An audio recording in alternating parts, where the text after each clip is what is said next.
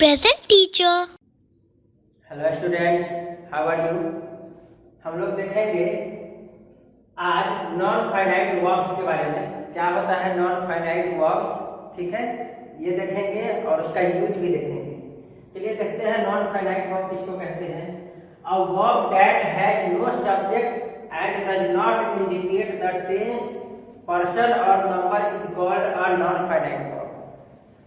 क्या होता है, दो टाइप के वर्ब होते हैं, एक होता है फाइनाइट वर्ब और एक होता है नॉन फाइनाइट वर्ब, ठीक है। फाइनाइट वर्ब क्या होता है, उसका यूज हम लोग टेंस बताने के लिए करते हैं, मीन्स टाइम कब हुआ था, ठीक है, उसका नंबर के हिसाब से यूज करते हैं, ठीक है, और उसका हम लोग पर्सन के हिसाब से यूज करते हैं। लेकिन नॉन फाइनाइट वर्ब जो होता है इन तीनों के हिसाब से यूज नहीं करते हैं, वो बिल्कुल अलग होता है, ठीक है। उसमें हम लोग टेंस भी नहीं बता सकते हैं कि कौन सा टेंस है, ओके। चलिए एग्जांपल से समझते हैं।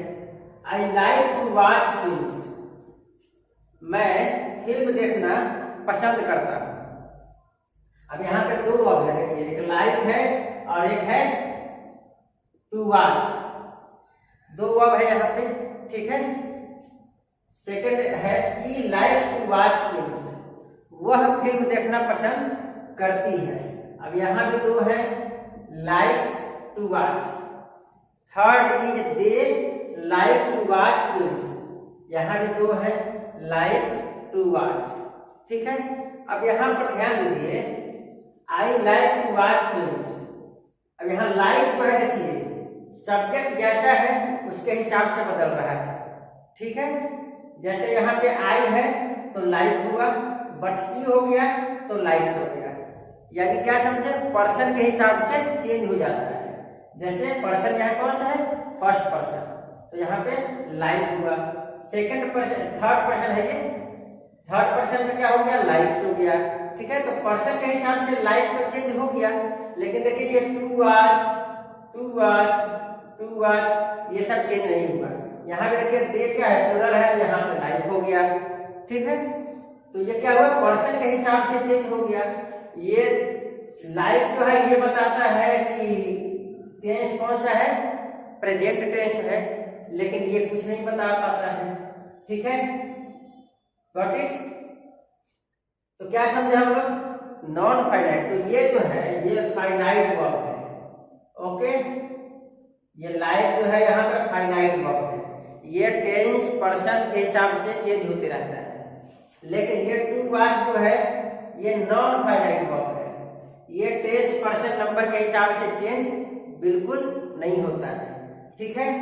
हम लोग क्या समझे, नॉन फाइनाइट वर्ब जो होगा टेंस पर्सन नंबर के हिसाब से चेंज नहीं होगा, ये सब में कॉमन होता है, ओके। अब देखिए यहाँ पे थ्री टाइप के नॉन फाइनाइट वर्ब्स होते हैं। कितने, थ्री टाइप के।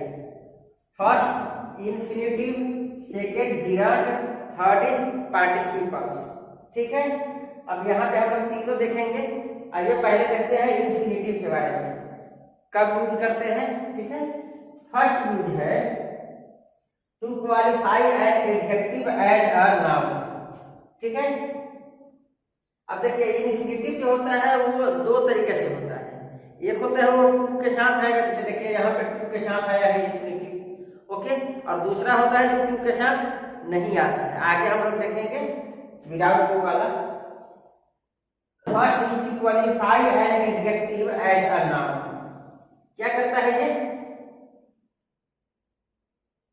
ये क्या करता है, नाउन को क्या करता है, नाउन की तरह एडजेक्टिव को क्वालिफाई करता है, नाउन की तरह एडजेक्टिव को क्वालिफाई करता है। मीन्स एडजेक्टिव के बारे में और डिटेल्स में बताता है एज अ नाउन, नाउन की तरह। जैसे The children are eager to learn swimming, बच्चे उत्साहित हैं क्या सीखने के लिए, स्विमिंग सीखने के लिए। अब यहाँ पे देखिए ईगर, उत्साहित, ठीक है। अब इसको देखिए यहाँ पे टू लर्न जो है ये इंफिनिटिव है, टू लर्न स्विमिंग, ठीक है। तो यहाँ पे ये जो इंफिनिटिव है ये क्वालिफाई कर रहा है, किसको क्वालिफाई कर रहा है, किसको क्वालिफाई कर रहा है, ईगर, उत्साहित है। किसके लिए उत्साहित है, ईगर किसके लिए उत्साहित है, सीखने के लिए, क्या सीखने के लिए? स्विमिंग। तो यहाँ पे हम लोग क्या समझे, ये क्वालिफाई करता है, मीन्स कुछ और इन्फॉर्मेशन। क्वालिफाई करना मीन्स एक्स्ट्रा इन्फॉर्मेशन देना, कुछ और बातें बताना, ठीक है। तो एडजेक्टिव के बारे में कुछ और बातें बताता है नाउन की तरह, ठीक है। टू क्वालिफाई अ नाउन, अब नाउन को क्वालिफाई भी कर सकता है, कौन? इंफिनिटिव। जैसे this is a good book to read. अब यहाँ पे बताइए, गुड बुक यह एक अच्छी किताब है, क्या चीज के लिए? पढ़ने के लिए। तो ये टू रीड जो है ये क्या है? क्वालिफाई कर रहा है किसको? बुक को। ये किताब किस चीज के लिए अच्छी है? पढ़ने के लिए। तो ये टू रीड जो है इंफिनिटिव है, लेकिन ये कैसा काम कर रहा है? एक नाउन को क्या कर रहा है? क्वालिफाई कर रहा है इस नाउन को, और इस नाउन के बारे में एक्स्ट्रा इंफॉर्मेशन दे रहा है कि ये पढ़ने के लिए अच्छी है। ओके, चलिए next is as a subject of a verb. क्या मतलब हुआ? ये वर्ब का जो है सब्जेक्ट की तरह काम करता है, ये वर्ब का सब्जेक्ट की तरह हम लोग यूज कर सकते हैं। जैसे टू शाउट इज र्यूड, ठीक है।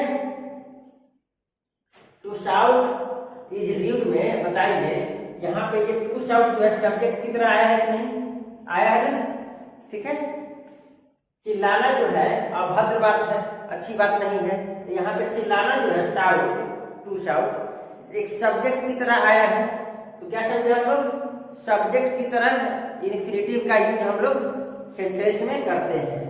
नेक्स्ट यूज है as the object of the verb. हम लोग वर्ब का ऑब्जेक्ट की तरह भी इसका यूज करते हैं। जैसे शी लाइक्स, वह पसंद करती है, to colour the picture, picture को कलर करना पसंद करती है। अब यहाँ पे जो इन्फिनिटिव यूज हुआ है ये क्या है? ऑब्जेक्ट की तरह आ रहा है, ये तो वर्ब है, मेन वर्ब, इसके बाद ऑब्जेक्ट है ये, ठीक है। तो क्या समझे हम लोग? सब्जेक्ट की तरह भी यूज कर सकते हैं, ऑब्जेक्ट की तरह भी यूज होता है। Next is as the complement of the verb. क्या मतलब हुआ? कॉम्प्लीमेंट देता है। जैसे एग्जाम्पल देखिए, her greatest desire is to sing this song. उसकी काफी इच्छा है कि वह इस गाना को गाना चाहती है, इस सॉन्ग को गाना चाहती है, ठीक है। अब यहाँ पे बताइए, कॉम्प्लीमेंट दे रहा है, इस गाने को गाना चाहती है, ये कॉम्प्लीमेंट दे रहा है, क्या? उसकी जो इच्छा है उसके बारे में बता रहा है, ठीक है। तो यहाँ पे टू सिंग जो है कॉम्प्लीमेंट दे रहा है किसके? किसका कॉम्प्लीमेंट? डिजायर का, उसकी इच्छा किस चीज की है ये बता रहा है। तो हम लोग कॉम्प्लीमेंट की तरह यूज करते हैं किसका? वर्ब का, ठीक है। नेक्स्ट यूज है as an object of the preposition. Preposition हम लोग आगे पढ़ेंगे क्या होता है। अभी देखिए, अबाउट जो है एक प्रीपोजिशन है, ठीक है। तो हम लोग उसके ऑब्जेक्ट की तरह भी इसका यूज करते हैं। जैसे the old woman was about to fall, ठीक है। बूढ़ी जो महिला थी वो गिरने ही वाली थी। अब यहाँ पे बताइए, अबाउट प्रीपोजिशन है, ठीक है, और इसका ऑब्जेक्ट की तरह काम कर रहा है ये अबाउट टू फॉल, गिरने वाली थी, ठीक है। तो क्या हो गया? ये ऑब्जेक्ट की तरह काम कर रहा है किसका? इस अबाउट का। तो इस तरीके से भी हम लोग इन्फिनिटिव का यूज करते हैं। नेक्स्ट है to qualify a sentence. Sentence को क्वालिफाई करने के लिए, सेंटेंस के बारे में कुछ और इंफॉर्मेशन देने के लिए हम लोग इसका यूज कर लेते हैं। जैसे to tell the truth we were running late, हम लोग लेट हो गए थे सत्य बात बताने के लिए। अब यहाँ पे सेंटेंस तो ये है, हम लोग लेट हो गए थे। अब यहाँ पे ये क्या है? क्वालिफाई कर रहा है किसको? उस सेंटेंस को, सत्य बात बताने के लिए। तो देखिए, उसको क्वालिफाई करने के लिए हम लोग इन्फिनिटिव का यूज किए हैं।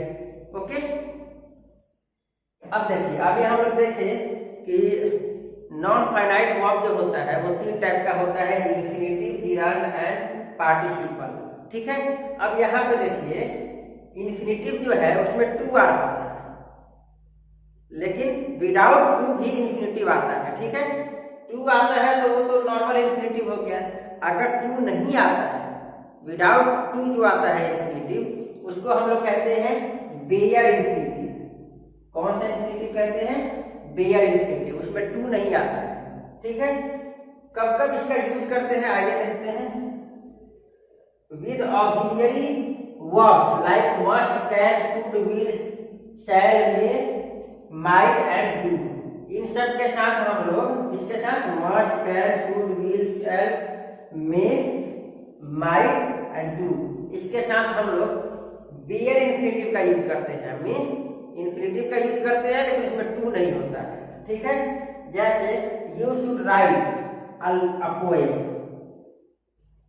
यहाँ पे देखिए ये टू राइट नहीं लिखा हुआ है, यहाँ राइट लिखा हुआ है, यहाँ पे टू नहीं आया है। ओके, ये क्या समझे हम लोग, ये बेयर इन्फिनेटिव है। ओके, चलिए next is after had better. Had better के बाद, हैड रेदर के बाद, वुड रेदर के बाद, सूनर, रेदर दैट, इन सब के बाद हम लोग क्या करते हैं, बेयर इन्फिनेटिव का यूज करते हैं। मीन्स इन्फिनेटिव का यूज विदाउट टू, बिना टू का। जैसे she had better finish her homework. अब हैड बेटर आया है यहाँ पे, तो हैड बेटर के बाद टू फिनिश नहीं आता है, केवल फिनिश आएगा। ओके, चलिए next is after dare and need. Dare और नीड के बाद भी हम लोग विदाउट टू वाला इन्फिनेटिव का यूज करते हैं। कब, इंट्रोगेटिव एंड निगेटिव सेंटेंसेस में। जैसे you need not ask her. ठीक है, तुमको उससे पूछने की जरूरत नहीं थी। अब यहाँ पे देखिए नीड जब आया है सेंटेंस में तो यहाँ पे आस्क आया है, टू आस्क नहीं आया है। ठीक है, यहाँ पे टू का यूज नहीं होगा। फाइन, चलिए next is after words of perceptions like see, hear, feel, watch, let, did, make, इन सब के साथ हम लोग क्या यूज करते हैं, बेयर इन्फिनेटिव का, टू का यूज नहीं करते हैं। कौन कौन सा, see, hear, feel, watch, let, did and make. Example देखिए, we hear the children shouting.